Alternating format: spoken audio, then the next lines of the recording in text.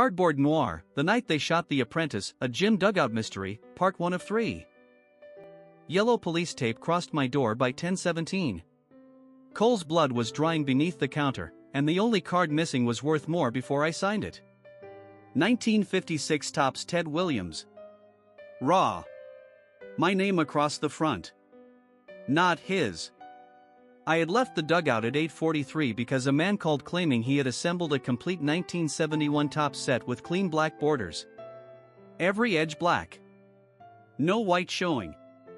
A claim like that is either a miracle or a lie. Both require inspection. Cole stayed behind to finish the inventory.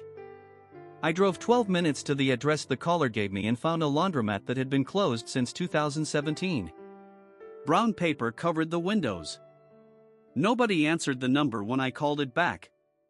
By the time I understood the lie, it had already worked. There were 2 cruisers and an ambulance outside the dugout when I returned. The ambulance left before I reached the door. A uniform stopped me at the tape. My shop. He looked at the sign, looked at me, and lifted it. Detective Larkin stood behind my counter without permission. I allowed it because his shoes remained outside the blood. Cole alive? They took him into surgery. Where did it hit? Through the right side. He lost a lot of blood. That was all he knew, so I stopped asking.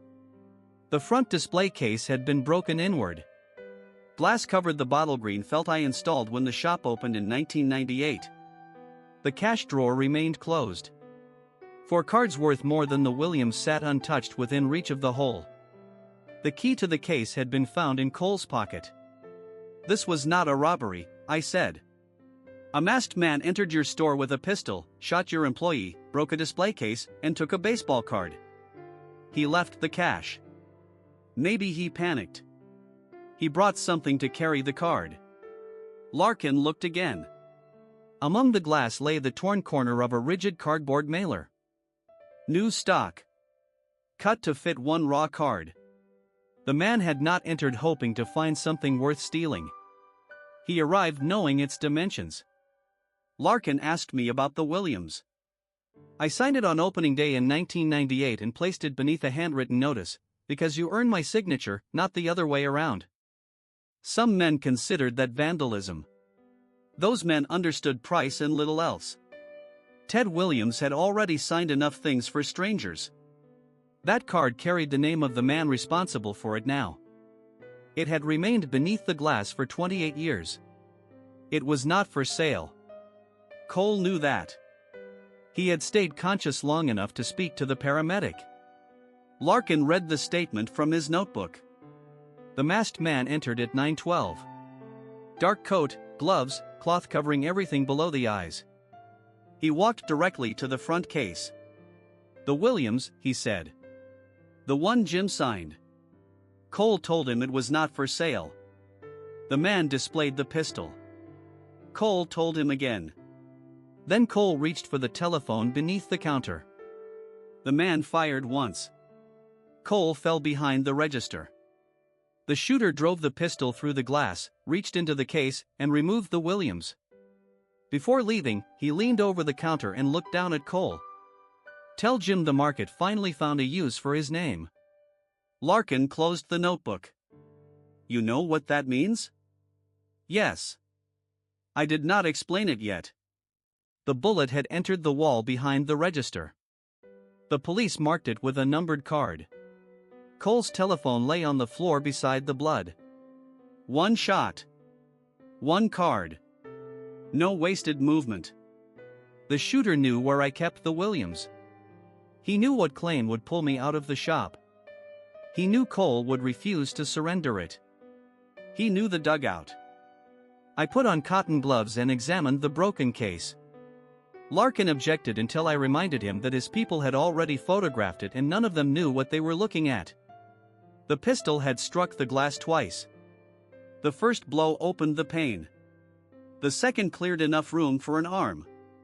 On one jagged edge hung 3 short gray fibers from the shooter's coat. Lower down, caught against the brass frame, was a narrow strand of bottle green felt. He had reached farther into the case than he intended. Every crime leaves behind the distance a man misjudged. Outside, the rain had stopped. Police lights painted the wet pavement red and blue. A crowd had gathered behind the tape: customers, neighbors, 2 reporters, and men who will stand anywhere something has gone wrong. Most looked toward the blood beneath the counter. One man looked at the empty card stand. Gray wool coat. No hat. Mid-40s.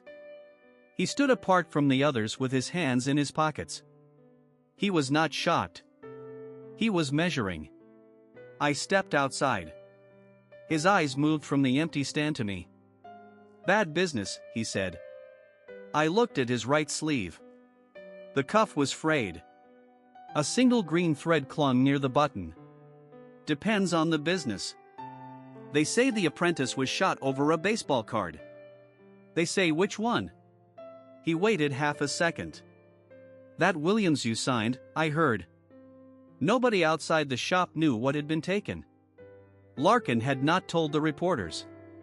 The officers still believed it was an ordinary robbery. The man saw me looking at the thread. Then he smiled. He had not made a mistake. He had placed the answer between us to see whether I would pick it up. His hands came out of his pockets. Empty. He stepped backward into the crowd. A delivery truck passed between us. When it cleared, the gray coat was gone. I told Larkin what I had seen. He asked whether I could identify the man again. I looked through my broken window at the empty stand, the blood, and the bottle green felt. Yes. The police were looking for a masked man. I had seen his face.